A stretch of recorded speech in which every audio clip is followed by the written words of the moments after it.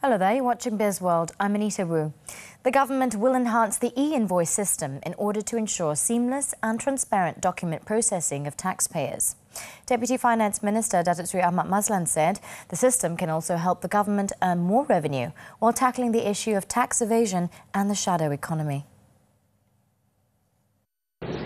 Ia boleh membantu untuk menambahkan hasil e-invoicing. Dan jumlahnya itu agak banyak, saya tak dapat menyebut jumlahnya. Tetapi jika kita belum lagi boleh melaksanakan GST, maka sistem e-invoicing ini perlu diperhebatkan. He was speaking to the media after launching the e-counter for the Public Sector Home Financing Board (LPPSA). Customers can now deal with LPPSA officers through video call on eligibility of delayed checks, loan status inquiries, among others. According to the Inland Revenue Board, the e-invoice system is expected to be introduced early next year.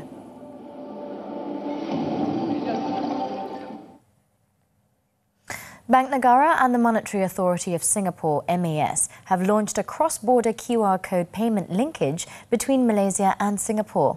The payment linkage would allow customers of participating financial institutions to make retail payments by scanning Do It Now QR codes as well as NETS QR codes. The central bank said the Do It Now NETS QR code payment linkage is a key milestone in the ongoing collaboration between Malaysia and Singapore to enhance cross-border payment connectivity.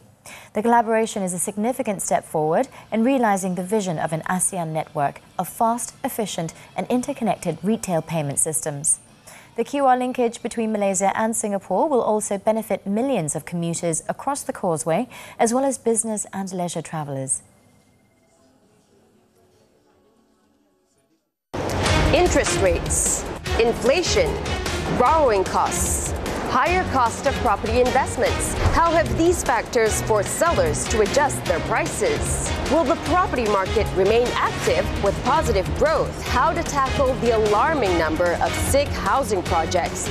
Money Matters this Saturday with Reda Malaysia at 5 p.m. only on TV3.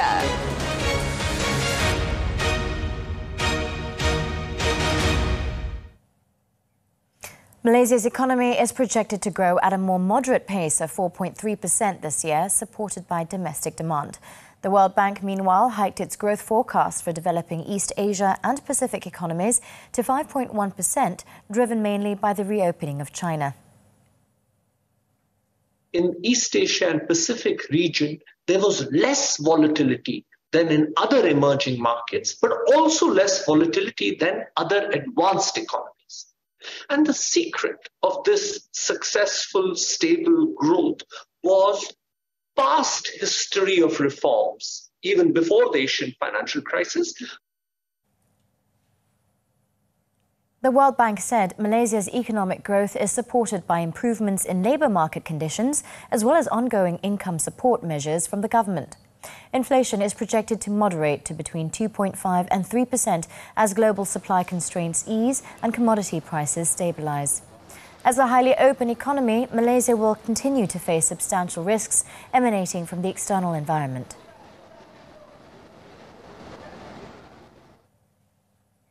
Hong Leong Investment Bank Research has maintained its 2023 GDP forecast at 4%, at the lower end of Bank Negara's 4% to 5% range.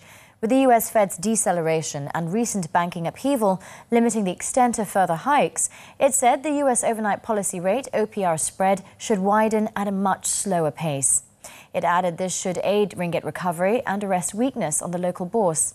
The last episode of the Fed funds rate OPR spread widening happened from December 2015 to December 2018. The firm is inclined to believe that the situation is somewhat similar this time around and that Malaysia is past the peak of the ringgit's weakness.